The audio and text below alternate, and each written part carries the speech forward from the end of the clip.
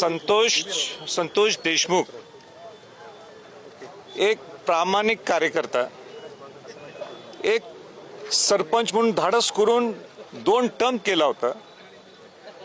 आज एका बौद्ध समाजाच्या मुलाला त्याच्यावर जबरदस्ती करण्यात येत होती म्हणून त्याने आवाज उठवला आणि त्याचा इतका क्रूर पद्धतीने हत्या केली.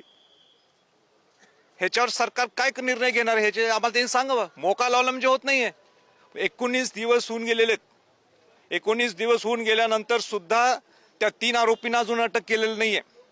या आरोपींचा मोरक्या वाल्मिक कराड सुद्धा फरार आहे. त्याला का अटक केलेली नाही? तो सुद्धा दोषी आहे. स्वतः मुख्यमंत्री म्हटले त्या खंडित तो दोषी आहे म्हणून. हे सगळं कनेक्टेड आहे सगळ्या गोष्टी. आणि यांचा आश्रयदाता हा मंत्री झालेला आहे. स्वतः हातात बंदूक घेऊन उभा राहतो.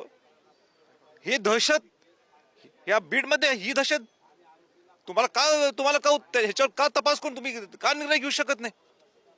स्वतः पंकजताई मुंडे म्हणतात की धनंजय मुंडेंचा पान सुद्धा हलत नाहीये वाल्मिक कराड शिवाय.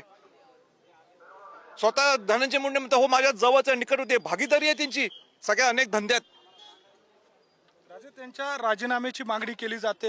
एकूणच जर बघितलं तर राजकीय हस्तक्षेप होतोय अशा स्वरूपाचा आरोप अनेक नागरिक करतात. 100% मी पहिला होता महाराष्ट्रात ज्यांनी जाहीरपणाने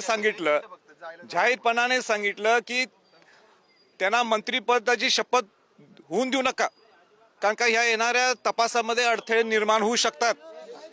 देवेंद्र फडणवीस यांनी आदेश या पद्धतीनं देवेंद्र फडणवीसांनी SIT स्थापन केलेली आहे आणि त्या सगळ्या अनुषंगानं जर बघितलं तर 3 दिवसांपासून बीडमध्ये SITचं पथक आहे, तपास करते, मात्र वाल्मिक कराड सापडत नाही.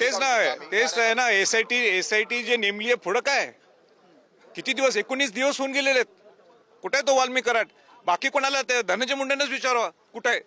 त्यांचाच माणूस आहे ना निकटवरती, त्यांनाच विचार कुठे आहे. फडणवीसांनी आदेश दिल्यानंतर देखील CIDला हे आरोपी जे आहेत ते सापडत नाहीये. हेच दुर्दैव आहे. त्यांनी सगळ्यांनी या मोठ्या नेत्यांनी ठरवा आपल्याला महाराष्ट्राला कुठे न्यायचं आहे. नुसतं शिवाजी महाराज शाहू फुले आंबेडकर नाव घेऊन चालणार नाही. तर तुम्हाला ह्या महापुरुषांची नावं घ्यायची असतील त्याप्रमाणे वागा मग.